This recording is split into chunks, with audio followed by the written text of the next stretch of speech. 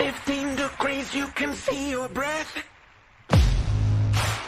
Out here in the lake effect, breaking tables like it's poetry.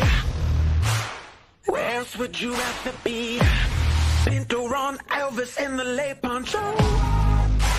The members that you need to know. 'Cause once you out here now, your family. Where else would you rather be? Where else would you rather be? Welcome into the Nickel City Crew.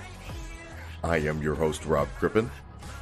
Please like us on Facebook and follow us on Instagram and Twitter at Nickel City Crew.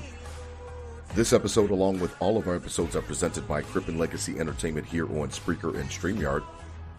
We're so glad that you're joining us for some of your Buffalo Bills and NFL content again today. And as always, these are my Bills thoughts said out loud. It's a vibe so ridiculous. Since 12 plus 83 was 6. The shout rocking like a symphony. Where else would you rather be? All right, let's get straight to it. It's funny, it's sobering because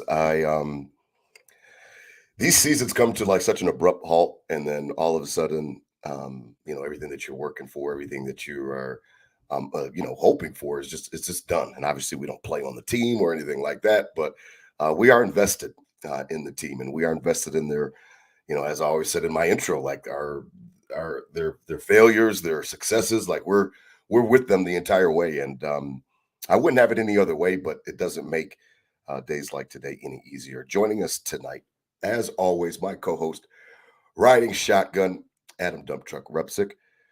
Holla at the crew, DT. We it's part of it. We got to do these days too. So when the season ends and we don't come out as a Super Bowl champion, we gotta still face the music. What's good, man? Nickel City. What's up? What's up, baby? What's up, Rob? What's up, man? We talk about it all the time. We do this as kind of therapy. It's therapeutic to get it off, and we probably need it more than ever tonight for sure. I'd like to start off for sure just saying another year in the books, another great season overall. I think as from a fan perspective of gearing up and having all the experiences we've had, we're just waiting for that big last one, and hopefully we see it. But was a good year up until then, and looking great to get back and chop it up with you tonight, and had a good weekend together up until, like you said, that final. It was like all that build up, all that fire, and then it was just over. So here we go. Yeah, I mean, it's crazy because, I didn't really see this coming in the respects to, I know some people said that they're not surprised and things like that, and based on the team and the defense and yada, yada, yada. But I really felt like we had a good shot, to be completely honest with you. And it's funny because you're absolutely right. Like we invest so much, and I'm tired, DT, to be completely honest. And I expressed that to you after the game. I mean, we'll talk with the Nickel City Crew tailgate report at the end of the show presented by 26 Shirts. But just tired, DT, to be completely honest. Tired, Bills Mafia, Nickel City Crew. It's funny because like we've got emotional investment. We've got physical investment, going to the games, the tailgating, and, getting everything ready to go, and thinking about Big Ben and how we were all setting up the tents and all that other stuff and getting the blowers ready and all the good stuff on Sunday. And then there's also a financial investment because none of that stuff's free. So you got to go to the game. And regardless if you're a season ticket holder like myself and you, either way, you still have to, decide to spend the money, and you're going to go, even if it's just to a playoff game or the season opener or whatever the case may be. And it's just, I'm tired. I love the Bills. I show it with my pocket, my wallet, and then I actually get in the car and then I drive to come to see the Bills because I love them so much. And I left, those grass lots very, very exhausted. And that's why I named the episode the way that I did, DT, because I just I thought it was a good shot. I thought that we had an opportunity to go to Baltimore this week and really kind of put up a good fight. And, some guys get, back from the injury list and so on and so forth. And the way that the game ended, and just like it was just so abrupt and so quick that after that 2-minute warning, I felt pretty good about our opportunity coming out of the 2-minute warning. And then all of a sudden it was just over. It was just like a swift kick in the nuts because before you know it, it's done. And I don't, I'm still been having a little bit of tough time rectifying that. You see, I'm in all black tonight, like a funeral, and then you get on and you're black as well, and it just kind of matches the mood because of the fact that I didn't expect it. I know that, obviously there's a chance that you can lose, but I just didn't see it coming. And I think the abrupt nature of the 2-minute warning, and we'll go over that because I guess it's our responsibility as Mafia members to debate it or talk about it. But I feel like the way that it ended, DT, was just like it was over before you could even process it. You know what I mean? And like I stood there at the seats and you were with me, and I just had my head down because I was like, it's really over. And there's another year that goes by. And what do we always talk about, how the years stack on top of the others, DT? And this is another year that we didn't get it done and didn't even get back to the AFC Championship game, let alone the Super Bowl. Yeah, Rob, I don't know if it's, you and me, we're just getting older as well. And so we're starting to feel these things a little more. And, and we know, it's not forever. And we're starting to feel it a little more physically and financially and everything else as we get older and have, adult things and things we got to take care of. And then, this team, it makes it hard in that respect. And you look at the past 2 years of, last year with every trial and tribulation you could have had, we had, right? With starting from the Tops Massacre all the way to Damar Hamlin and everything in between. This year you have more of the team itself, creating that fatigue of being 6-6 and no shot we make the playoffs, and then going on this, somewhat, I wouldn't call it miraculous run, but a hell of a run, to get to that 2 seed and have these 2 home playoff games. And so just the exhaustion of up and down and we're the excitement of the season, and then, we're screwed and we stink, and then, we're back and we're good again. And then roller coaster. It just ends like that. So, and we had the weather deal here as well, had to get a game moved, had to shovel out the stadium, had to, so it just seems like the past 2 years more than anything have just been more exhausting than previous years. And I don't know if it's, especially, I don't know if it's just we're getting older and we're starting to feel it more, Rob, and Nickel City crew, and everybody's north of 30 and we're going to be closer to 50 than 20 here soon. But I feel it. Yeah, I feel it in my bones. I feel it every aspect. I feel the exhaustion and just kind of dumbfounded of how it ends. And think of this team as well, that what they went through last year and then kind of fell short and then build back up and then still had to deal with some BS, being 6-6 and getting the game moved and all these injuries. And then this happens too. So, I mean, we're exhausted. The fan base is exhausted, and this team's got to be exhausted, Rob. And it's tough to find a silver lining 3 days later here.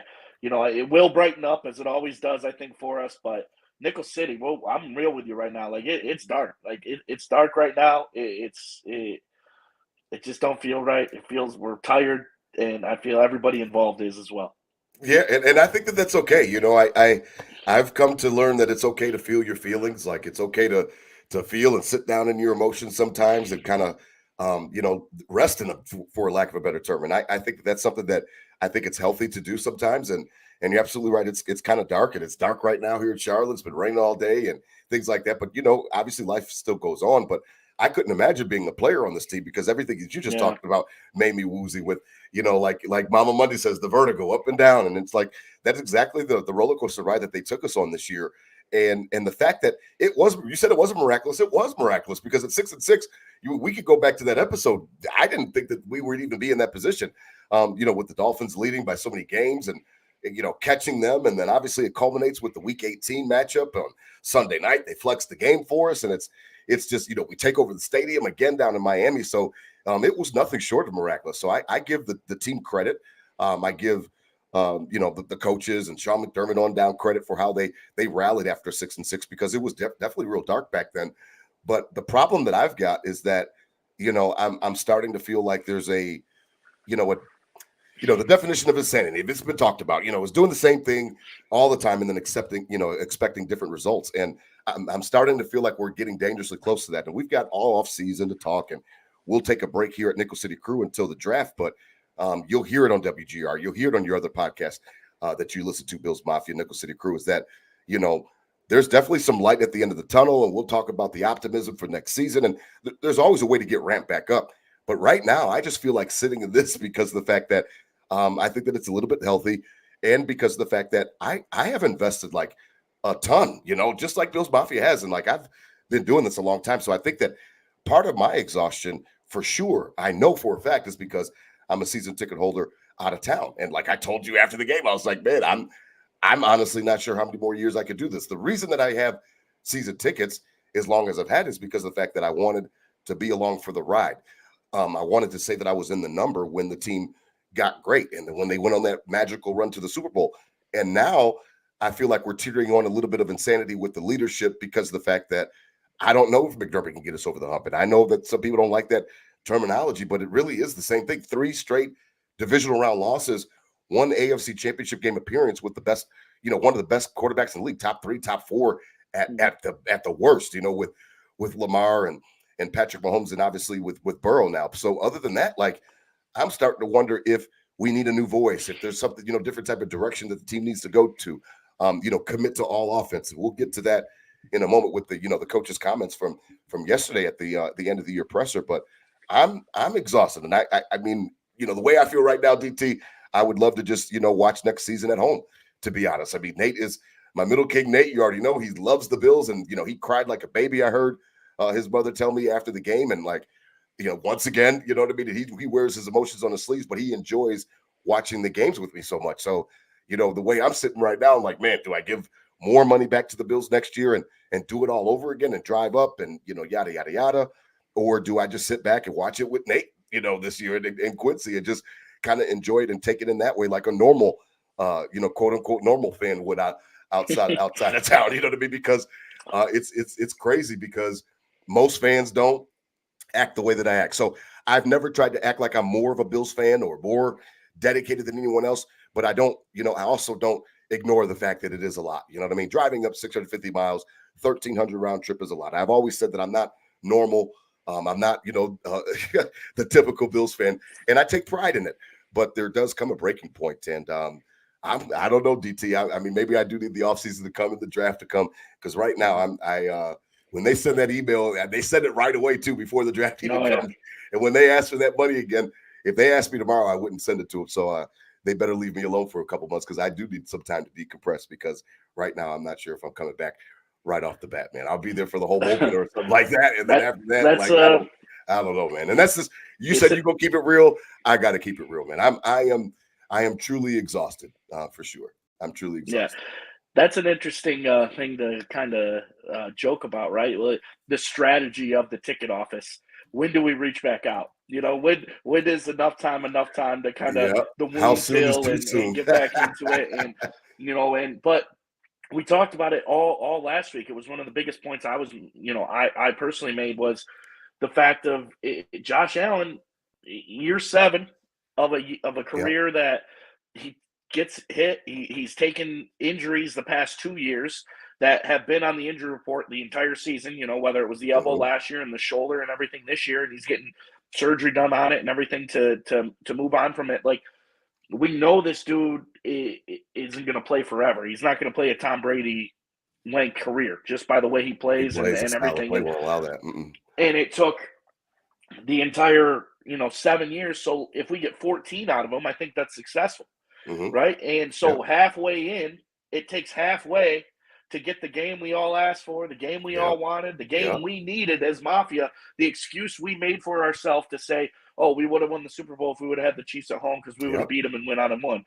Well, we got that game with the Chiefs team that was low and down, or not low down, but I know what you mean. Not what they were. Not as good. Not as potent. Yep. We get that game 7 years. It takes half Josh Allen's career to get that game, and it's the same shit, Rob. So it's like, that's what I'm battling with the most. Is like, it was. We kind of were not as realistic as we probably should have been in the early years of this run. It'll happen. We just need this to happen and it'll happen. We just need this to happen and it'll happen. Yeah. And then reality sets in, and we got that, and it's year 7 for Josh Allen, and we still lose. Yep. And that's like what I'm battling with the most right now. It's like, because it's a lot. Like, it took a lot for us to get here. Like, looking back, I remember breaking the drought and going to the playoffs. Granted, that was before Josh Allen, but between then And now, like everything, like all the effort and time and money, I've definitely invested way more time and money than I did in the drought. Like, yeah, Oh I my was going God, to yeah. games and Yeah.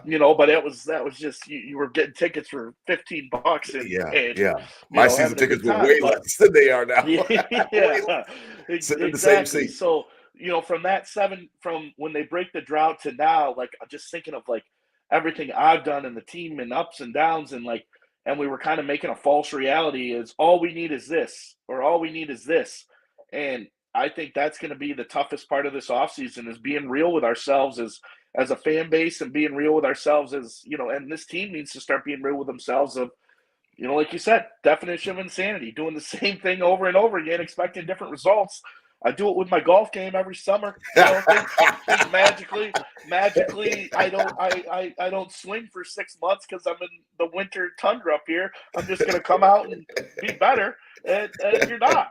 Yeah. So Yeah. I don't know, Rob, but that's what I'm battling with the most is like that point of we made this false, like it's okay because we're gonna get this soon. It's okay because we're gonna get this soon, and then we got what we figuratively wanted, Yeah. and it didn't make a difference. Yeah. I mean, shout out to Scott 24/7 over at Buffalo Fan Base, one of our guys. We got to get what you Scott. You already know you are a priority for next season. We've got to get you on and start doing some cross pollinating in respects to Buffalo Fan Base. So shout out to Scott listening in, a part of Nickel City Crew tonight, and he's absolutely right. I mean, tons of blood, sweat, tears, money, emotions. It's that's why I'm okay tonight. We'll get to it. We'll go through the motions and we'll get to everything that we need to get through. But like, I'm okay when we shut down for tonight. I'm okay with taking a step back because I need this time. Like and it's not because like I'm what do I always tell you, DT? I pride myself on being a practical, a logical Bills fan. I understand that only one team, and I just can't stand it when they after the games and the coaches and everybody wants to know, well, there's only one team that's happy. There's only one team that's happy. And like, okay, like I fucking get it. Like I know how sports work. I know how professional sports work, but like it's not about that. I wasn't rose-colored glasses thinking that the Bills are going to win the Super Bowl every single year or anything like that. But when shit got ramped up after Josh Allen ascended, I felt like it was a great opportunity. The AFC Championship game I gave them. I did not expect us to be there that year, so it was okay. Yes, I was mad at McDermott for his choices of kicking the field goals. Thought that it was very tentative. Thought that it was very cowardly. But I mean, I was still very happy for the trajectory that we were headed on. And then after that, 13 seconds is we always talked about. That's the gut punch of all gut punches. And because of that, like it's starting to become something where it's like, well, when is it going to be? And what did we say before this game? Because of all the things that you just laid out, that we made ourselves and convinced ourselves to believe that this is it. Like, okay, hey, we got him here. That's all we needed. There's no Tyreek Hill on that team. Kelsey's looking a little bit older. And like, this is it. Like, this is great opportunity. And it was a great opportunity, regardless of the defensive injuries. And it just, for it to end, the way that it ended was just, it was crazy because even with the defensive injuries, DT, we'll get to it real quick, but we were right there. And somebody had said it on GR this week. Somebody had mentioned what somebody else had said, and they talked about how the fact that the Bills are so close in these games to Mahomes and stuff like that is not an indictment on Josh Allen. It actually props up and shows how great he is because of all the deficiencies around him at certain points in time. And Sunday was no different. That defense with AJ Klein fresh off the couch, getting torn up by Patrick Mahomes, 20-yard game. I mean, 8 20-yard plays in one game. That's a lot. That's a ton of fucking yards. And because of that, we were still within it with 2 minutes. So as we transition, I guess it's a rite of passage. It's required to chop up those last 2 minutes. If you hear WGR, you hear any of the other outlets, everybody's talking about it. I don't have too much appetite to get wallowed down in it. But it was the abrupt nature of how we lost really encapsulates a season. So DT, 2-minute warning. You and I are sitting next to each other. Section 104, stand up. I am the mayor of Section 104. My first lieutenant is there, Josh Kluhl, right over my right shoulder, making me feel comfortable. As always, shout out to him. And it's crazy because yes, you think about like scenarios, DT, and of course you want the perfect scenario. And what's the perfect scenario is that Josh Allen tumbles in from the 1 or 2 yard line with no time expiring on the clock, and game over. Bills win. You know what I mean? They kicked your extra point just for formality, and everything is just not going to be perfect that way. So yes, I would have loved to bleed the clock. What I won't do is be a hypocrite. These guys are playing at the highest level of competition, of sports competition. They are making decisions in a split second. So when Josh Allen sees Shakir come open on that post route, I just have a real tough time, DT, and I want your thoughts because I've been listening to GR, and I know you were joking with me on Monday, like, don't listen to those guys on the way home, and I'm like, I'm going to be consuming every fucking second of this because all I've got to do is drive south back to Charlotte, so there's nothing else for me to do, and I listened to every second from Howard and Jeremy in the morning all the way through Chopin the Bulldog. By the time I got to Charlotte, it was around 4:30 because I left nice and early, and I listened every second, and they were, everybody was parsing over it and things like that. The perfect scenario is, of course, to bleed the clock. I can't get mad at Josh Allen for pulling the trigger when he sees him open because of the fact that it's instinctual, almost. Now, you can tell him before the play, hey, Josh, let's bleed some clock. And I saw the all-22. I see Diggs on the drag route underneath. I understand what that means. He gets that first down. Then they have to start, Kansas City has to start, using their timeouts. But the problem is that there's a double advocate. There's a flip side to that coin as well because there's no guarantee that we're going to get to the end zone after that. There's no guarantee that there's not going to be a fumble. The ball was on the ground 3 times that night, right? Just from us, right? Like, so it's a crazy situation where you can't play armchair quarterback, Monday morning quarterback, and say, well, this was a mistake and this was okay, but this was a mistake. Listen, man, it's all happening in split seconds. He didn't expect Deion Dawkins to get pushed back into his lap by Chris Jones, again, who's an all-pro, have to give credit where credit's due, and he still tried to throw it off and rip it off, and then obviously the 3rd and 9 play, was a little bit less than desirable. But DT, I just have a real tough time on 2nd and 9, getting mad at my all-world quarterback for seeing a receiver open and not going for it. The most important thing, and McDermott, one of the few things that he said that I agreed with after the game was that, yes, the most important thing there was points. You got to go up by the touchdown to force Kansas City to go for a touchdown on that next drive because there was still time on the clock. Not just the Bills in this specific situation, in general, that's one of my biggest pet peeves in football is when a team scores down and the announcer goes, oh, I hope they didn't score too early. Nah, like, screw that you got to score. Like, yes, we were down in the game. Yes. You have to score to win the game no matter what. No matter what happens, you had to put points on the board to win that game. And the fact of, like, that's one of my biggest pet peeves. I couldn't stand it. You scored too early. Granted, yes, was Pat Mahomes cutting us up on defense? Of course he was, all game long. But after the fake punt debacle, I don't even want to talk about that tonight. But we get in there, the fumble, we get the ball back, we go 3 and out, give them the ball. You and me looking around 104, putting up the one stop. We need one stop, and we got the fucking stop. And then we get the ball back, and your franchise quarterback, I kept saying 300 million. You kept correcting me at 256 or whatever. But basically, up north of 250, has the ball with a chance to win it in your home stadium in 2 minutes. Like, what? Like, that's what you want. That's what you need. Like, what else do you want? Is pass Bills Mafia contract before the game and asking them to sign it in blood, and we're all from 104 all the way around the stadium, all the way around. They're going to all sign it. 24-27. Sure. Josh Allen has the ball at the 30-yard line, 150. Sure. Yes. Where do I sign it? Love it. And yes, you had to score no matter what. I don't even if he hits Khalil Shakir and Mahomes gets the ball and they got to drive down the field. Well, our coach is the defensive coordinator, and he's found ways to shut down high-profile offenses since he's got in here. You have to go to bed on that. You have to rest on that. That's you right. Can't say bleed the clock down and then hopefully you score. And so I agree. It would have been it's ideal, but I just don't think it's realistic to always want the best of everything. But the Bills weren't doing that. That wasn't the game plan of the play call. The first down play call was the run for no gain, whatever. Right. So if it was to bleed the clock and move it down, Khalil Shakir isn't running a post pattern to the end zone then. Another play unless it was a clear out. I heard some people talking about that's the clear out for Diggs and Josh got not greedy, but he couldn't help himself. Wide open. Bill Barnwell says it. I'm like, couldn't help himself. I'm like, we've got to score points. And this is the time to score couldn't points. Help himself score a touchdown in the fourth quarter to go up in the division championship game. That's ridiculous. And I have friends on the other side of the stadium, on the tunnel side, saying, he was wide open. Of course he's throwing him the ball. He's throwing the ball. So I got no qualms with trying to get 6 there. Don't matter what time it is in the clock. You're down in the game. You got to score to win, no matter what. Yep. You have to score to win the game. I'm not taking a chance going. So what are we going to do? Run 3 times? bleed the clock, and then go out there and kick, or whatever. If that was the read and Diggs was the read and he shouldn't have thrown it there, then we got another problem. But no qualms to make that throw. 9 out of 10 times he makes that throw. Like the game of inches, we say it week in and week out. The game of inches. The inch was Deion Dawkins getting completely blown into him. He missed it. It takes a little flip during his best season as a pro. Unanimous that his best season as a pro, and he's going up against. I won't get on. I won't get on the line or anything like that. I'm the most critical on the line. I'm not even talking about any of that. It's a split second. It's an inch, and an inch, cost you a touchdown, and then I think it kind of rattled the squad, rattled the team, rattled Josh a little bit on third down, and it was like, man, that touchdown was right there.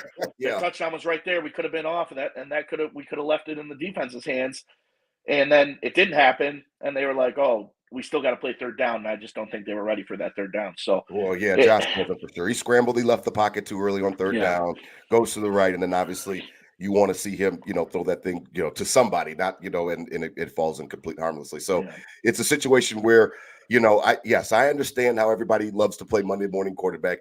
Everybody's an expert the next day. Everybody's got the exact way that it should have ended and things like that, and how do you bleed the clock properly and things like that. And if the first down run didn't get only a yard, then it would have afforded. Listen, man, 2nd and 9. I loved our chances. Yes, I saw Diggs on the route. After the game, I'm not paying attention to that, but I did see Diggs on the all 22. I understand the logic behind it. I just wanted everybody to understand and remember that even if Diggs catches that ball in the drag route, stays in bounds, we start forcing Kansas City to bleed timeouts. We're still down. You still have to get it to the end zone, or at worst, it's the same exact situation that you send Tyler Bass out there for, and that is just to tie the game and to get it into overtime, possibly because of the fact that, again, there was time on the clock. So depending on how much time is on the clock when Bass comes out, then you're still going to be in a situation that you're dealing with giving Mahomes the ball back, still relying on your defense to keep the game tied, and then obviously going into overtime, which again starts off with a damn flip of a coin. So there's so many different ways that it could have ended. I don't want to blame my quarterback for going for the gutso in that respect, and I don't even think it was that. I don't even think it was a gutso thing. He saw a guy wide open in the end zone, and his job's to throw a touchdown. Which also Bills Mafia, as you go into this offseason, and for whoever wants to ponder over that last 2 minutes, don't forget that that's not 13 seconds. Because 13 seconds, they are forced to get into field goal range, which was why it was so maddening that why McDermott and Frazier were playing the type of defensive posture that they were playing with the prevent. That was maddening because they didn't need to get to the end zone. It was not getting into the goal line to win the game. They just needed to get to field goal range. Josh Allen hits Shakir on that route. It's a 4-point game, a 4-point lead, which forces Kansas City to drive down the field and score a touchdown. Then I hear people in GR yesterday, well, obviously you had any doubt that Mahomes would come down and score a touchdown the way he was playing. Yes, I get it. It looked like he was having, but you don't know. So because you don't know, you just have to leave the stuff that you don't know up to that. Like we don't know how it would have ended. So I want to make sure that it's clear from Nickel City Crew as we go into the offseason that we are not going to ask for everything. We're not going to criticize him when he's out there doing something that we can't do in that respect. He's a professional, he's paid, and they're making split second decisions. So I can't get on my quarterback for that. Now, I do trust him. And going forward, I do trust him. And I thought that he made the right call in that particular play. On 2nd and 9, 3rd and 9 is different, and whatever happened on that one with him rolling out. Now, that leads to the next part. Bills Mafia, Nickel City Crew, let's be better. And I somebody said on Twitter that it's 98% of the fans are great, and then there's that 2% rotten apples that are ruining it for everybody. But whoever's out there giving death threats to Tyler Bass, like leave him. Like what's that about? Like we don't have to be that kind of fan base. I watched I remember the double doink. And going on Twitter after the double doink with Chicago or whatever. It wasn't that Chicago Parky kid. And they're talking about kill Eagles, but and kill the guy and I'm just like, what? Like relax, like everybody relax. There's no reason to come at Tyler Bass. Yes, he had a horrible year, his worst of the season, but we did not lose the game because he missed that kick. Had he made the kick, there was plenty of time on the clock for Mahomes to come down and try to, give them a game-winning field goal, much like 13 seconds and win the game. There was plenty of time. And even if we go into overtime, we don't know what's going to happen there. He missed the kick. obviously it was really devastating. I had my head down. I did not expect him to miss that kick, and it hurt. That's a part of being a sports fan. But all of the personal stuff, I saw a video going around how they were giving Gabe Davis shit after the game. Then I hear him driving home to Charlotte, and I hear him. He's like, "Yeah, I'm going to test free agency," and things like that. And I'm just looking at that video like, damn. This could be one of the reasons why he definitely wants to go test free agency, because his own home fans are yelling at him from behind the Bills bench after the game. Like, the game's over. Go to your car. Like, it's over. It's what are you yelling at Gabe Davis about? Because he didn't play? Oh, you're weak. You're soft. I heard the guys on that one Twitter video. Oh, you don't even know how to run a route. Your fat ass couldn't run any routes. So, like, you couldn't even play for the Buffalo Bills. So just relax. There has to be some type of acknowledgement that these are people. They're not robots. They're not cyborgs. And I just wish that, that all fan bases, I talked about that Chicago thing, the Chicago Bulls commemoration. I just wish that all fan bases would understand that, yes, we know that you spend your time, your money, you put your emotional investment into it, but they are people at the end of the day. They are not cyborgs. They deserve respect just like anybody else deserves respect. You guys love Micah Hyde. Everybody praises him and his wife yesterday when they're giving out, their last final farewells to Bills Mafia yesterday with that beautiful piece that his wife wrote up. And like, you think about all the great times in the celebrity, softball tournament that you go down to Salem Field and watch, and you're having a great time and getting autographs and shit, going to training camp. So you treat him with respect. But because Gabe Davis didn't play in the game, you're mad at him, and he's garbage, and you don't know how to run a route, and you're yelling at him. And Tyler Bass, you wish he died, and death threats. It's a football game. At the end of the day, it's entertainment. We always remind people that it's entertainment, DT, and I hope that Bills Mafia backs off.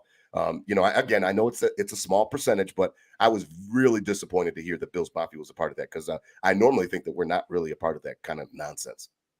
Sure.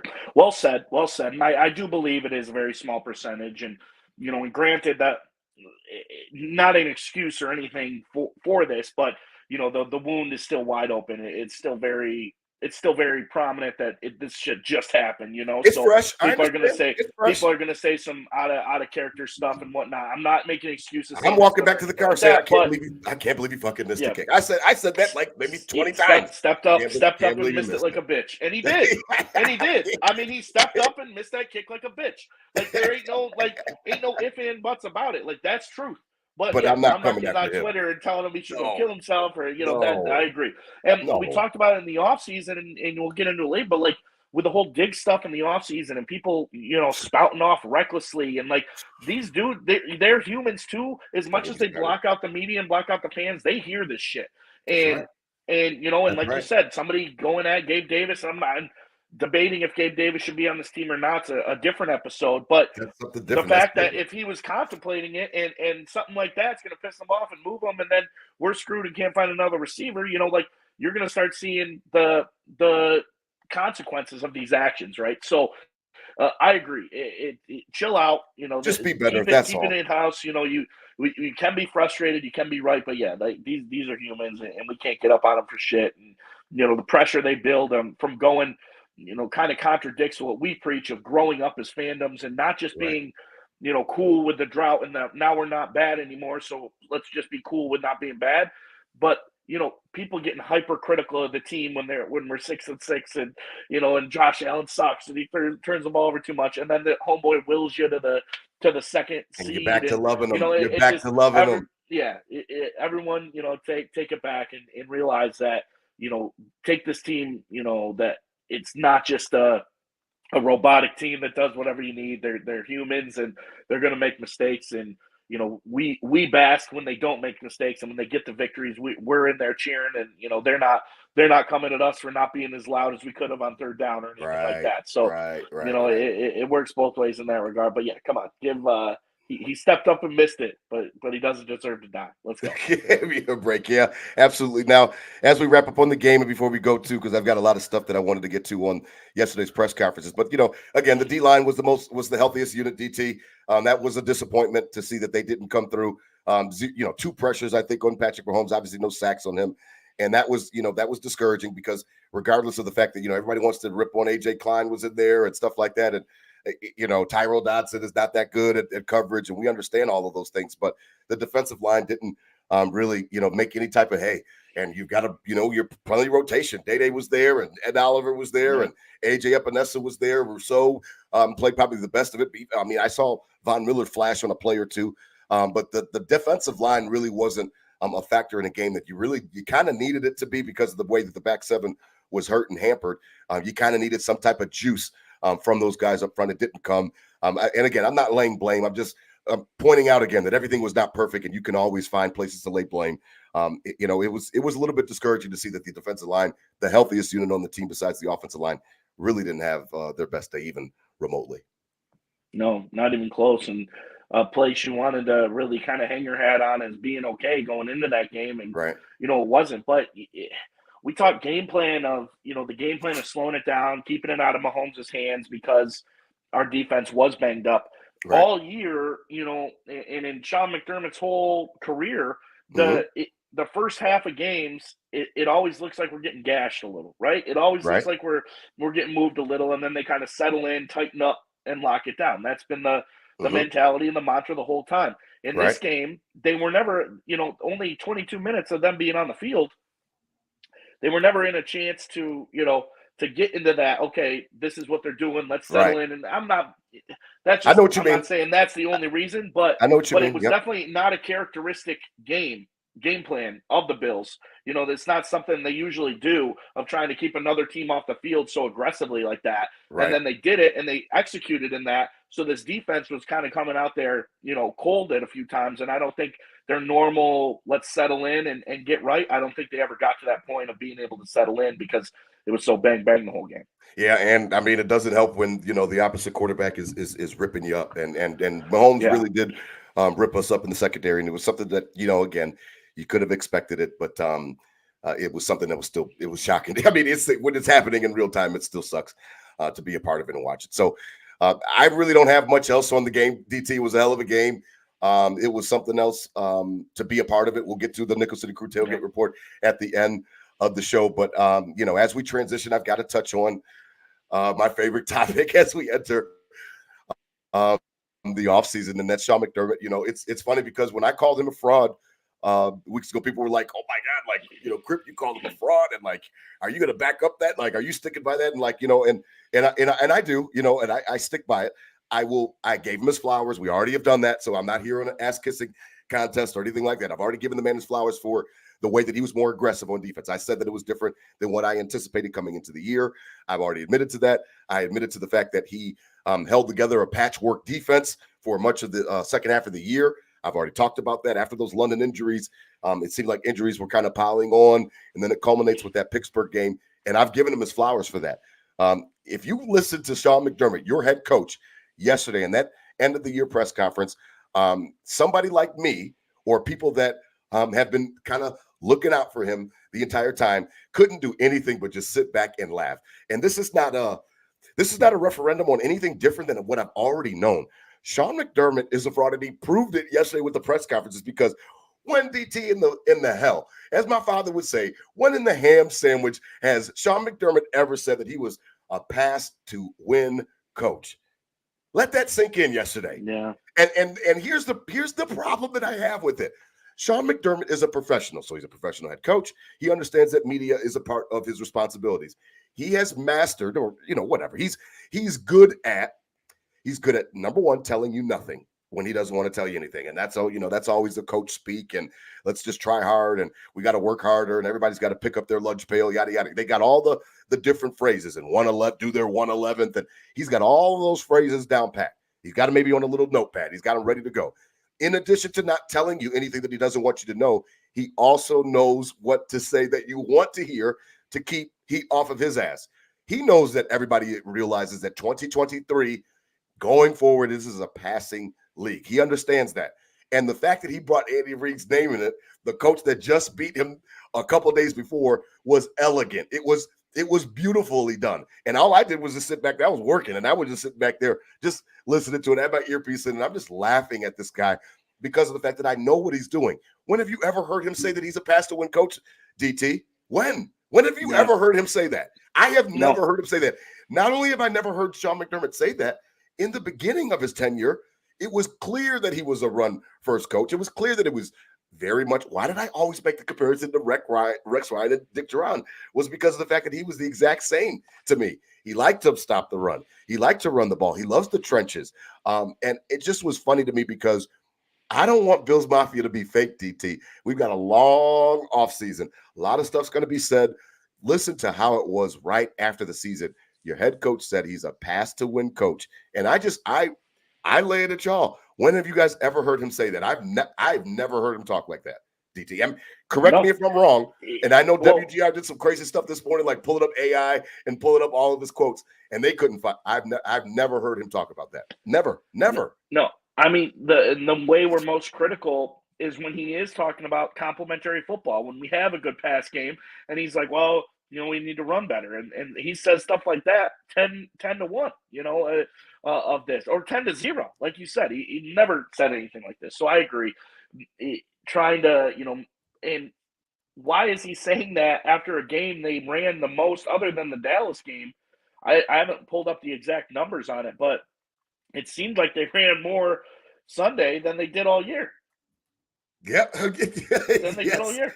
So yes. I mean, you're 2 days after you run you run the most that you've ran all year, and then they were the most run-heavy team after they switched to Joe Brady. DT, yeah. That's what I want. That's what I want. Bills Mafia. Shout out Adam Flowley. I see what you're saying, Adam, and maybe he is learning his lesson.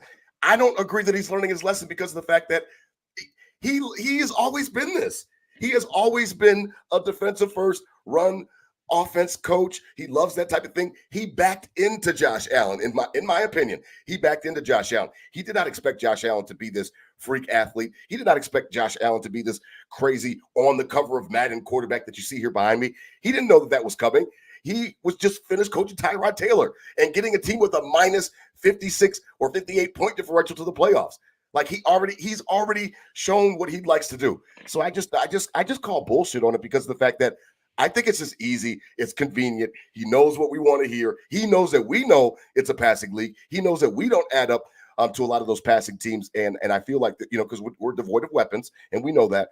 And I just think like he's wanting to keep everybody at bay. He wants everybody off of his ass, DT. That's all I think he's concerned about, is making sure that everybody understands that, hey, listen, don't blame me, because what did he talk about right before making that statement? I've been to the playoffs 6 or 7 years. He always wants to let you know his accomplishments because he wants that support. Yeah. And what has he learned? Going on Adam's comment just there, what has he learned? He goes for it on some fourth downs now that he didn't used to. He's a little closer. He doesn't lose games more than 7 points. Like, what has he learned? But what does any of that matter when we exit in the divisional round for, the third straight year? So that's like the point of, it goes back to the definition of insanity of, doing the same thing over and over again. Like, yes, has he done some things differently? Sure. He has. We gave him as our point, it's still the same overall. So who are you? What is your philosophy? Don't get up there and try to ask me that you're, a pass happy guy when, the past 3 years, all you've been doing is bringing in a specific running back set and this and that, and bringing in all the tight ends and drafting defense and not caring. We got Stephon Diggs. We're good. Not caring at all about your once in a generation quarterback and what he has to deal with. So yes, I agree. Say it again for the people in the back of the room. Yes, yeah. DT. Rob, yes. For Nickel City and Bills Mafia. Listen to Rob right there. That's a great point of, the man likes to say what we want to hear and make it okay, but in reality, what's watch right? My actions. I can fool you. I can talk with the best of them. I'm a slick talker. I can talk with the best of them. Watch my moves. How do I operate? Watch my actions. What do I do? Where do I spend my time? Different things like that. I love my Kings. You know what I mean? I love them. So what do? I put my money where my mouth is. I want to be a part of them growing up in sports. So what do I do? Well, the best way to be a part of them in sports is to coach their teams and to be right by them or assist to coach their team. Things like that. I want to see them grow, athletically, things like that. So watch my actions. The actions of Sean McDermott and the amount of assets that he has poured into his defensive line, which we just talked about, came up lame on Sunday, the healthiest unit on the field besides the offensive line. And now it doesn't exist. And that doesn't exist. Yeah. We talk about the, Damian Harris, and then the year before that, it's all these running backs every year just because he's looking for a different element. Now, you guys could be naive enough to blame that on the offensive approach, and I just don't. McDermott has his hands all in this team. He's got his hands on the draft. He was hired before Brandon Beane. Somebody asked on WGR, does Brandon Beane have the authority to fire McDermott? And I almost fell off the road. Like, what? Like, seriously? Listen, McDermott is so well respected by the Pegulas that, again, that's why we had that episode where we're asking Dad, will he pull over the car? Like, we had an episode all dedicated to Dad, will you pull over the car? Because we're screaming in the back, and that's the only way that we can get your attention. So at this point in time, I feel like I'm worried about the fact that he is so involved. He has so much power in the organization that, again, until Terry Pegula sees it differently than he sees it now, I think we're in for a lot of it. Now, does that mean that we cannot win a Super Bowl? No, it doesn't mean that. The stars can align and we can get it done. But I do know that this guy fired his offensive coordinator after 12 men on the field on a special teams play, and in a game that we had actually scored, a few points, whatever the case may be, and then we become the run heaviest team in the league. Now, if you say that it has nothing to do with Sean McDermott, then I just feel like you're choosing to believe that because Joe Brady was not a run heavy coordinator in Carolina. He was not a run heavy coordinator for the LSU Tigers. Some would consider the greatest college football team of all time with Joe Burrow, Jamar Chase, Justin Jefferson. So that's not his MO, is to run the ball till you're blue in the face. Why did we do it against Dallas? Because it was working, and because they had light men in the box with 200-pound linebackers. So they started to pound it down their throat. I have no problem with that because of the fact that we scored 31 points. But that's not the identity of the team. Is not a run-based team. The identity shifted for that team. And because of the fact that they won, you couldn't say shit other than the fact that, hey, man, you're winning close games against the Chargers, you're winning close games against the Patriots, you're winning all these squeakers against teams that you would normally blow out. But it doesn't matter because it's a results-based business. We got the results. They got those 5 straight wins to get to the playoffs, and everybody was okay with everything. And I understand that. I hope Joe Brady's back. I hope they do interview some other guys to get some other perspectives, DT, on what some other offensive minds have to think out there. But if he comes back, I want it to be his offense. And I just the offensive shift after Joe Brady came into his position. I just have a tough time believing that McDermott wasn't a part of it, the same way that I knew, and I could do nothing but laugh when he said that I cut my teeth around Andy Reid, you pass to win. And I call bullshit because he has never even been that kind of coach. He doesn't even talk like that. It didn't even sound like him up there. And I was just like, dude, I'm on to him. I'm sorry, DT. Yeah. I'm on to him. After a game, you ran the whole game. And no, I agree, but or those passes behind the line of scrimmage. You know what I mean? And Joe DiBiase on DGR, brought up a great point that maybe it's because they knew that they don't have the weapons. So and I'll listen to that. Sherfield's a special teamer. Hardy barely sees the field. I'll listen to some of that type of stuff. Stephon Diggs' production fell off a cliff for whatever reason. I don't think he was hurt. I've heard many people that said he was not hurt. So I don't know where that comes from, but it's a couple years now that's been happening, and that's concerning. But I just don't want to let him get away with it. I'm sorry. Then I've got something for McDermott. I'm not letting him get away with it. And that's fair. But the reality is, it's probably Dad's not pulling the car over. As much as we saw it. Oh no! Could it be a reality? Oh in no! Season 6, maybe. Is it now? Hell no. This we're here to stay at least another year. So we have to be realistic and on the other side of insanity, doing things over and over and expecting the same result. We can't just sit here and bitch that he's fooling us. He's fooling us, but he's still the coach of this team, and we're still going to have to find a way to win with him. So, oh no, I agree 100%. Yeah, no, I wasn't doing it. I'm giving my PSA for Bills Mafia, for Nickel City Crew heading into the offseason. Dad is not listening. This is the coach, and he is going to be the coach. Now, I start to wonder if there's another repeat next year, DT, and it's the same round or something like that. Yeah. Will Pegula? But again, we already talked about that episode at length.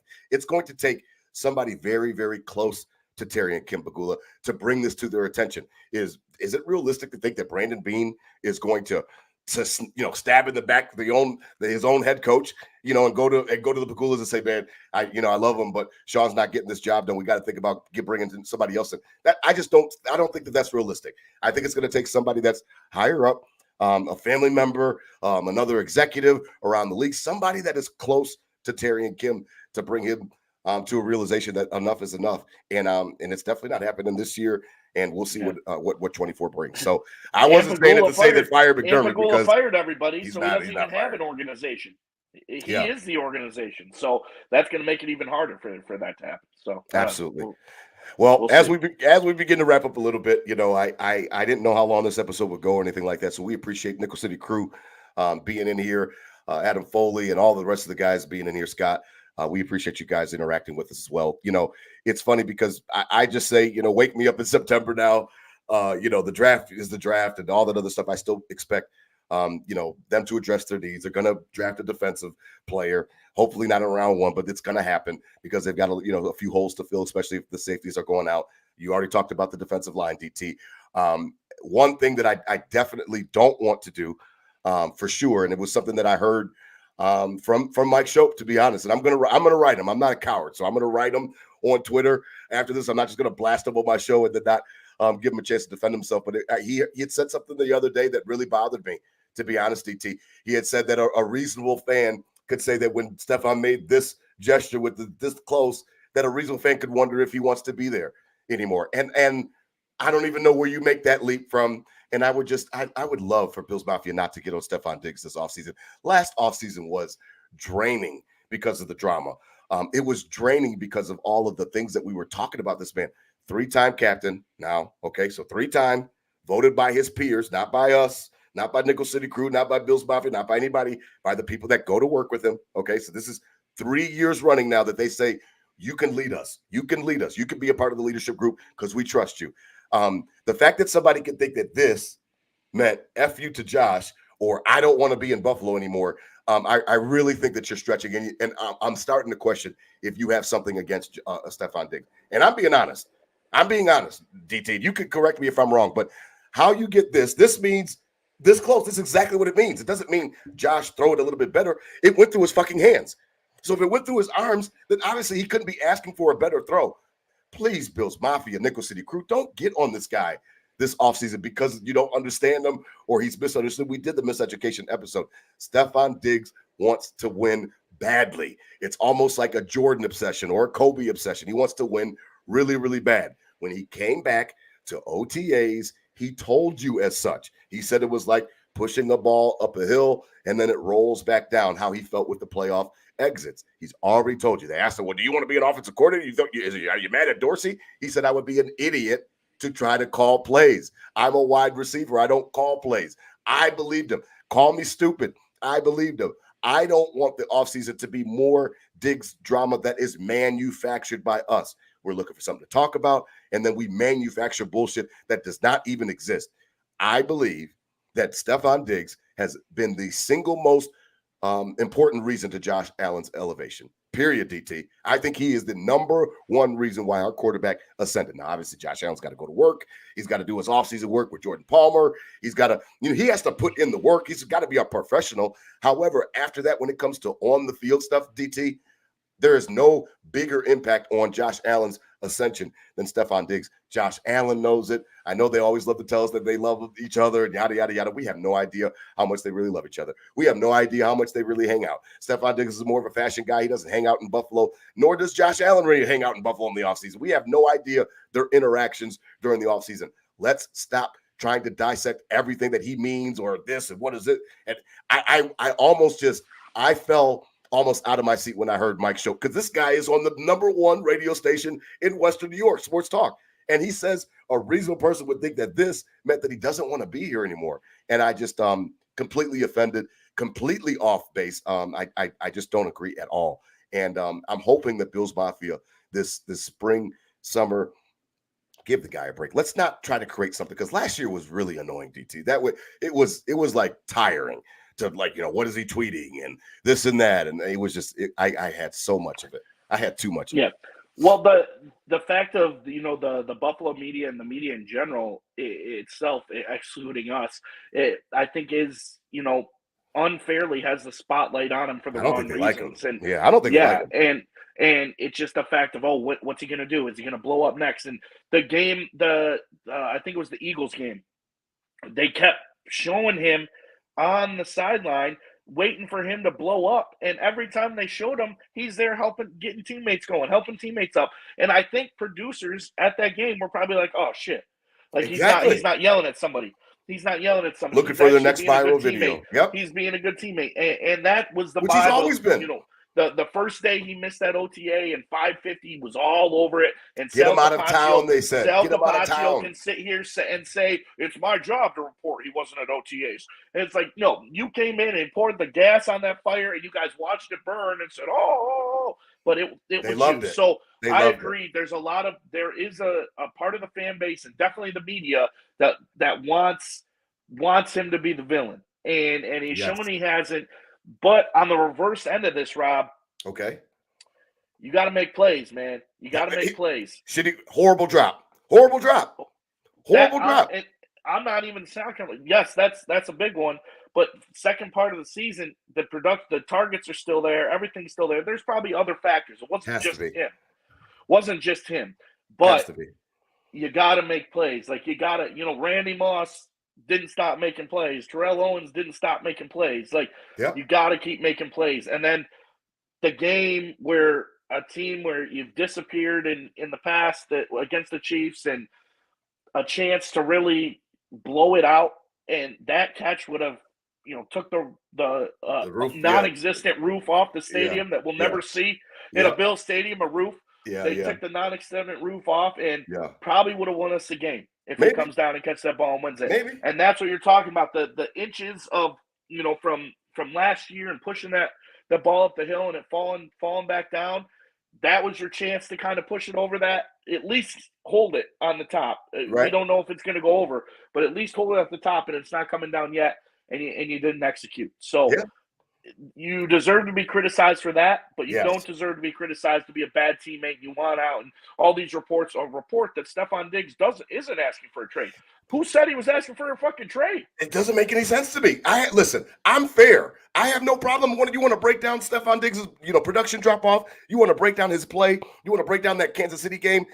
We can do that. That's on the field stuff. I don't have mind doing that. I just don't like the attacks on the character because do you think he's a fool? Do you think his agent's a fool? If Brandon Beane knows that the dead cap is over $30 fucking million and we can't get rid of him, at least this year, coming into 2024, do you think that him and his agent are dummies as well? You think that they don't know that the Bills can't cut him either? So because of that, it behooves him to get along. It behooves him to make sure, excuse me, in addition to the fact that we don't know that he doesn't want to be here. Yeah. Because he's never voiced anything like that. Yeah. And this is what the guidance that we went through last year. I just don't want another you can be critical of it. I just don't want to be critical. You can be critical of his play on the field, and he didn't step up when he needed to. Okay, but the character bullshit and just waiting for him to fuck up, I'm done with, and I won't have any time for that this year. Yeah, three-time captain. So thank you for at least getting me on that. I have anybody want to get at me on Twitter and talk about he missed the listen, that's totally fine. That's on the field stuff. He should have made the catch. Do we know that we're gonna win the game if he makes that catch? No, he could have fallen after he got that catch. It doesn't matter. It's about the fact that we need, you're getting paid a ton of money. And that's a part of your job description is to catch the football. So we need you to make plays, period. It stops there. That's the same thing about Tyler Bass. You're paid to go up there and make that kick in the wind, in the swirl, if it's towards the tunnel, or if it's the other way towards the scoreboard. You're paid to make the kick. And we understand that. I don't mind criticizing players for on the field. I mind when it starts to attack their personal character. And in my case, in my opinion, Stefon Diggs has been nothing but a model teammate. He has elevated the most important player on the team, Josh Allen, and he's made him into that superstar in respect. Again, Josh had to put in the work as well. Anytime I say that, people are like, well, Josh had to do the work too. No shit. I understand that Josh had to still be a professional and care about his craft, but don't tell me that Stefon Diggs doesn't care about his craft, and stop telling me that he doesn't want to be a Buffalo Bill when nothing has even remotely been reported or come out of his mouth of the other way. So, I just don't want it to be a whole offseason of that bullshit as well. But Nickel City Crew Tailgate Report, as we begin to wrap up tonight, presented by 26 Shirts here on Buffalo Fanbase, the Bills Mafia Podcast Network. Please head on over to 26shirts.com for all of the latest Buffalo-themed T-shirts. Again, they all support a great cause. Portions of the proceeds go to families in need. DT, it was it adds to the exhaustion. That's why I named the episode the way that I did, because everything couldn't have been more perfect, DT. Honestly, could it have been everything couldn't have been more perfect leading up to it. If you didn't know, DT and I got a chance. If you didn't check out our Instagram, but we got a chance to get back together. The brotherhood was back together for this big game, and it was awesome. I came up on Saturday. I got there in the afternoon, and my plan was to go make a couple rounds and stuff like that, and see some people for a little bit. And what happened was I dropped off the turkey, and got that thing shot up. And then all of a sudden, I sat on DT's couch, and I guess DT's right, man. I must be getting older because I don't know, that road just hit me a little bit harder, and I laid down maybe sometime before that San Francisco game got started, DT, and then all of a sudden I was out for a few hours, man. I didn't get a chance to even run around Buffalo and check out a lot of people. I slept, man. I was tired. Hey, that's all right. The batch pad is comfortable, and yeah. So I'm glad it was comfortable enough for long day. We got the turkey shot up, and big girl. Yep. It that was really nice. good, and yeah, it was good to get it rolling and just prepare. We knew it was going to be a big day Sunday. Had to get all our clothes in order. Had to get the layers set out and ready. And I like that it was we were just chilling in that regard too to be prepped for game day. Yeah, man, absolutely. So next day, Sunday morning comes, and we're up and at 'em early in the morning.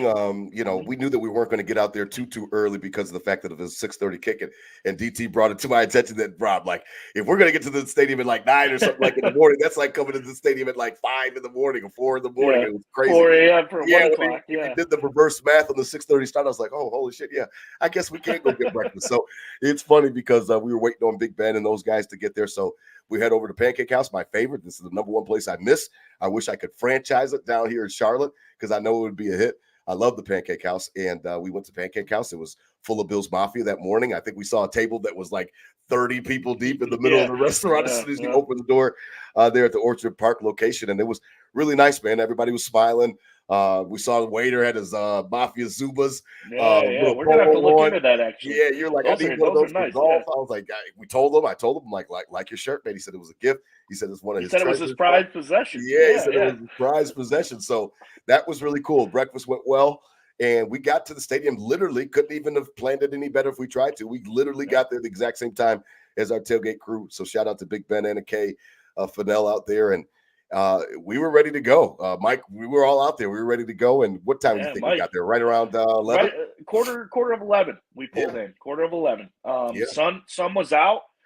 Beautiful Sunday morning. I mean, that it was brisk. Don't get us wrong, but that sun helped out a lot.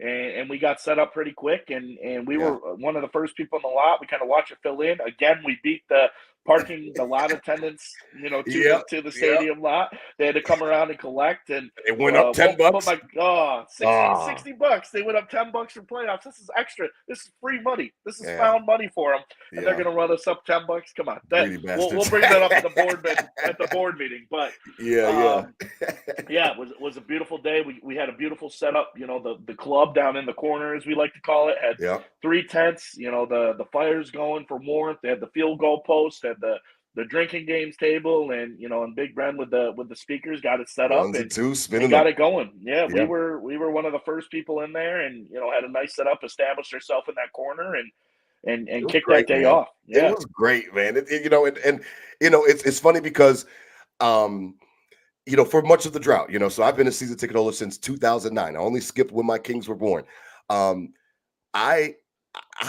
The tailgate during the drought was the event, you know what I mean? Because you knew that you were getting ready to walk into the stadium, and it probably wasn't going to work out. Now, I can admit that I would have optimism, and I'd get up for the Tom Brady games and like, okay, this is the fucking year. This is the year. and all this stuff. And you can hype yourself up. The best thing about the tailgates now is the marriage between the tailgate traditions that we already have and a great team. That makes it just so lovely. I walked through that stadium just feeling so great. I was grateful for the opportunity to get this done. We had asked for it. Like we've always talked about that. We asked for Pat Mahomes to get on a plane, and somebody had said, I wonder how they were and what time they got in last night. Somebody said, I hope he had a fucking horrible night to sleep. And it's just funny to think about that type of stuff because we did. We asked for it. I will say, DT, Bills Mafia, we stood up, man. We did our part.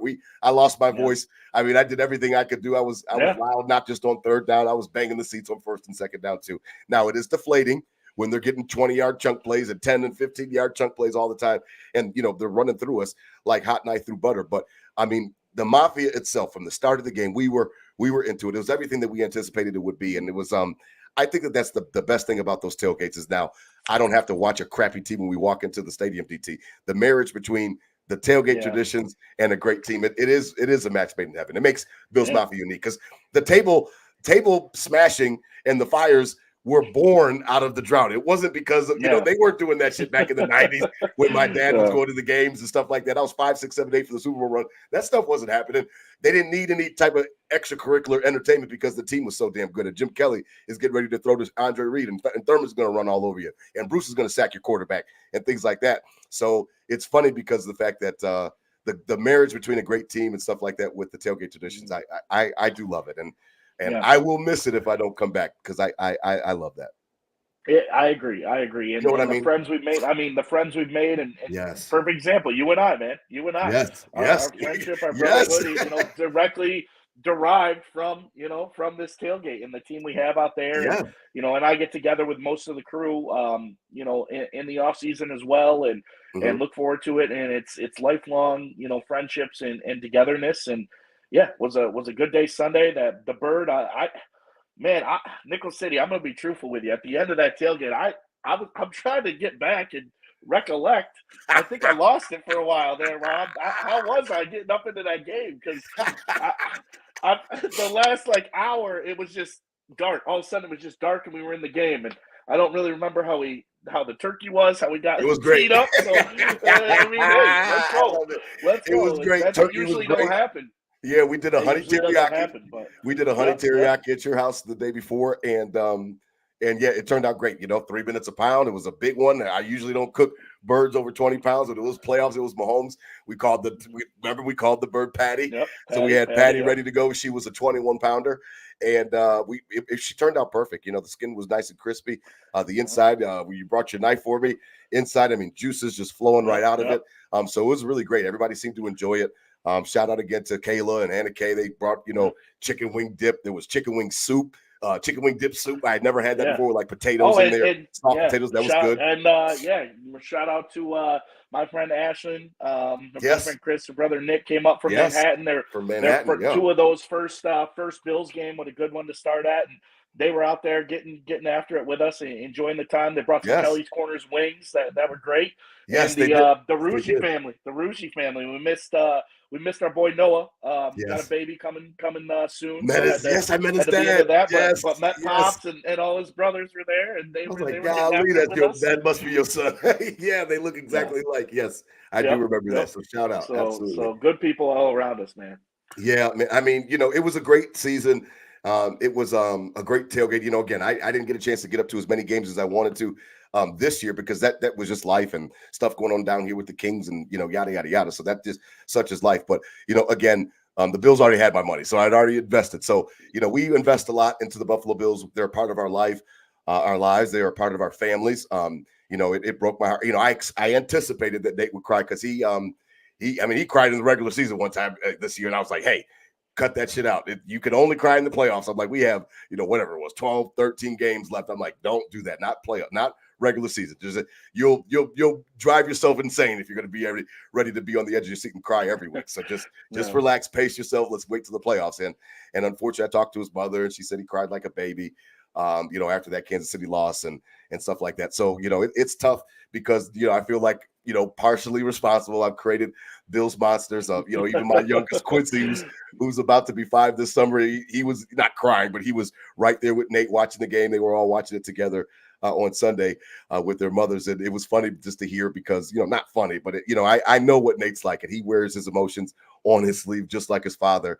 And another reason why I do think, I might want to just be with him next year, just enjoy a season with him, enjoy a season watching it with him and Quincy and Bobby checks in every now and then on the game and stuff like that and see what the score is. But it's a lot, DT. It's a lot. And even for people in Western New York, going out. I heard some people were in traffic for 2-3 hours. Now we've mastered our exit plan and stuff like that. Don't give them, not giving it away, but we've mastered our exit plan from the stadium. But you think about even if you came at 12 o'clock or even if you came at 4 o'clock, 4 o'clock, you come, you tailgate for a few hours, you go into the game, and then you don't get home for 2 hours after the game's over, after a 3.5 hour game.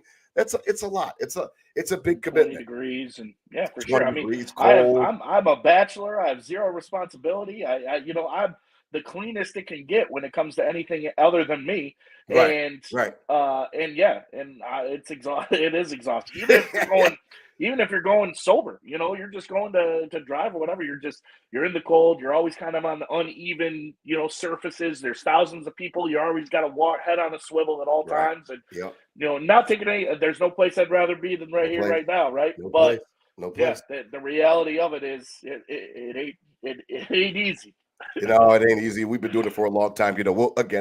I'll take some time. It ain't a hobby.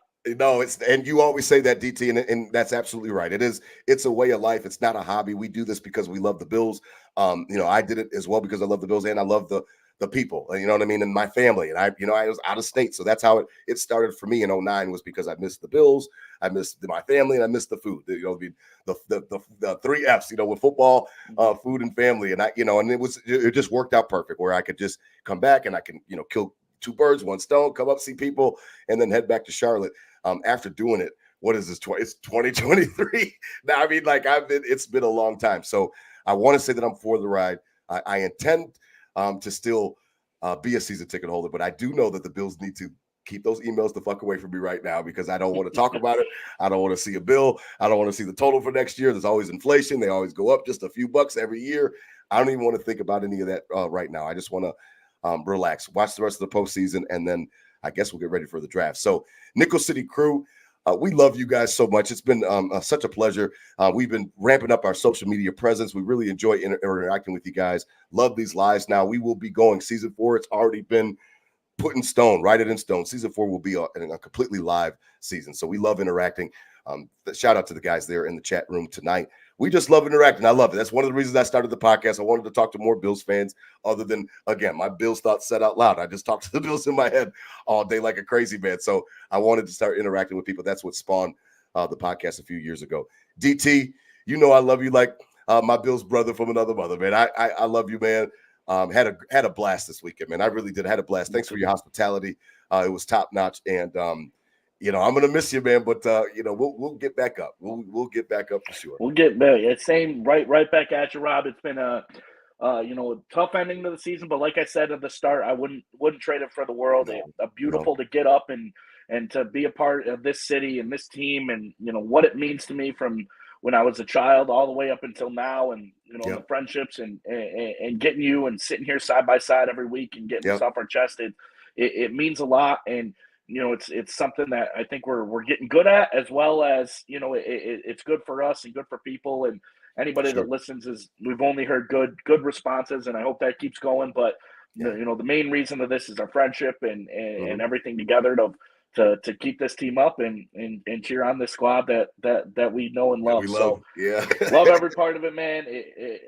Another season was not the outcome we want, but a good season overall, and wouldn't have it any other way than be right next to you here at the Crew, baby. Yeah, man, I love you, DT. I mean, we will again, season 4 will be completely live.